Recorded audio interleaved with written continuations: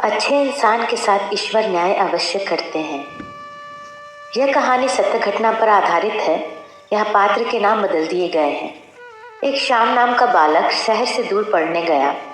उसने एक बड़े विद्यालय में अपना दाखिला करवाया और उसे छात्रावास में एक कमरा मिला जिसमें उसके साथ दो और सहपाठी रहते थे। वह छात्र पढ़ाई में अच्छा था और कड़ी मेहनत करता था। अपनी मेहनत से उसने सभी शिक्षकों का दिल जीत लिया था। शिक्षक उसकी बहुत बड़ाई करते थे। स्वभाव से बिल्कुल शांत और सभ्य था। हरदम लोगों के हित के बारे में सोचता था। उसे जब भी कोई पढ़ाई में सहयोग मांगता वह हमेशा तैयार रहता था, पर जब उसकी बारी आती और अपने कमरे में रहने वाले सहपाठियों से सहयोग मांगता तो वह बहाना बना देते, पर इसे लगता कि वह सब सच बोल रहे हैं। समय बीतता गया और अर्धवार्षिक परीक्षा में उसे द्वितीय स्थान मिला। उसकी और प्रशंसा होने लगी। दूसरी परीक्षा में भी उसने द्वितीय स्थान प्राप्त किया, परंतु दोनों परीक्षा का अंक जोड़ने पर वह प्रथम आया। यह बात उसके कमरे में रहने वाले सहपाठियों को चुभ गई।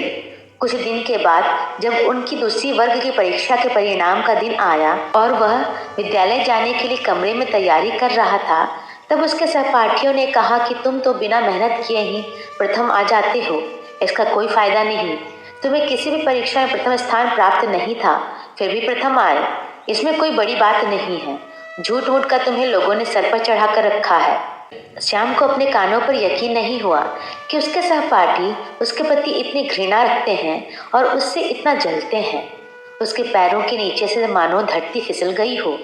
उसने अपने आप को संभाला और रोते रोते विद्यालय पहुंचा। उसके एक दोस्त सूरज ने उसकी आंखों से आंसू निकलते देखा तो उसने श्याम से पूछा, क्या हुआ, तुम क्यों रो रहे हो?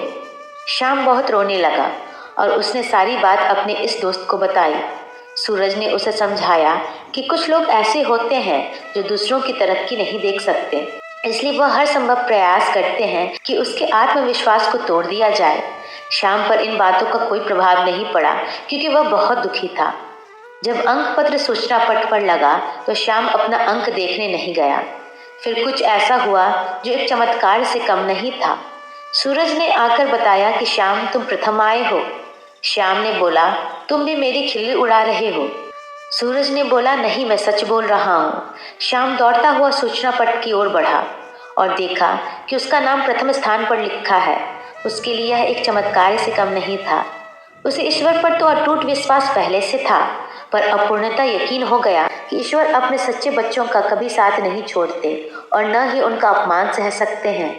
हो सकता है ईश्वर के न्याय में कुछ वक्त लगे, पर वह वक्त हमारी उन्नति के मार्ग को ही खोलता है। श्याम के होठों पर मुस्कान उस ईश्वर के प्रति उसके अटूट विश्वास की थी।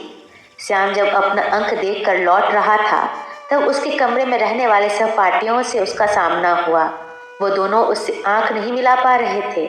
इसलिए हमें कभी भी किसी के आत्मविश्वास पर चोट नहीं करनी चाहिए, क्योंकि कोई और देखे न देखे, ईश्वर सब देखते हैं और इंसान के कर्म का ब्यौरा भी रखते हैं।